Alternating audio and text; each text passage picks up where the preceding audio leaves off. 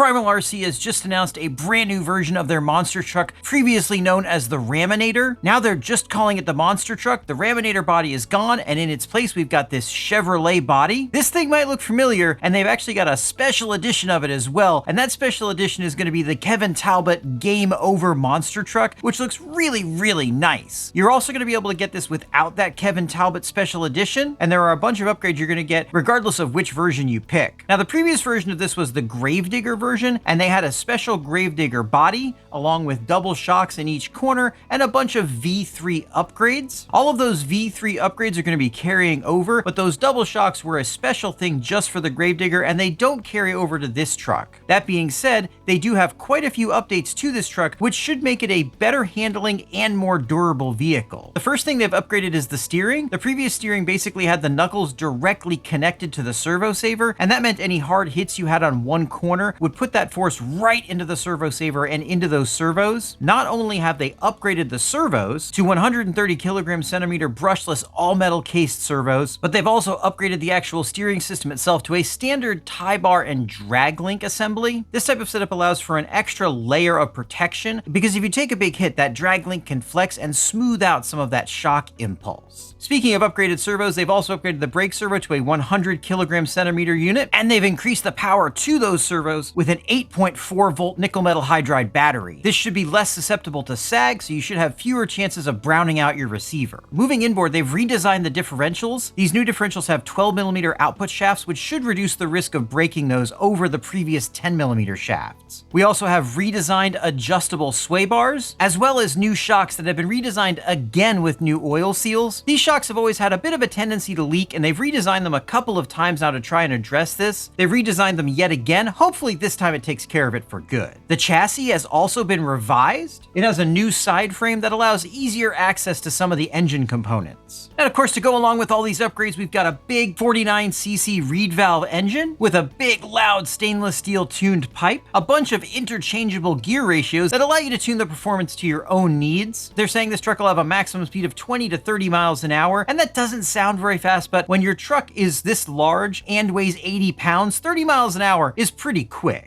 Controlling this is going to be a FlySky GT5, which is a fine transmitter, has all the features that you would need for a truck like this. Personally, I'd like to see maybe the G7P come in and replace it. In my opinion, it's a little bit better of a transmitter, though the transmitter that's included is just fine. Now this truck's going to be $3,700, but if you want to pay a few $100s more, you can get the Kevin Talbot Special Edition. This is going to be the same body, but it's going to be painted just like Kevin Talbot's full-size monster truck. It's also going to come with a commemorative signed plaque and some included wheel extenders to make the truck a little bit wider. Now, is that going to be worth the extra $200? I'm not sure. I mean, you're already spending a lot of money for this truck, so if you like that Game Over livery and really want to see Kevin Talbot's face on a sticker on the driver figure, I don't think it's that much more money, and you do get one extra feature for your extra money. So what do you guys think of this? Would you like to see me get one of these giant monster trucks and try it out myself? I've been very tempted to pick one up. This looks like it's going to be the best version yet of this truck, and I definitely want to grab one, but let me know what you think down in the comments, and make sure you get subscribed so you don't miss it if I do get one.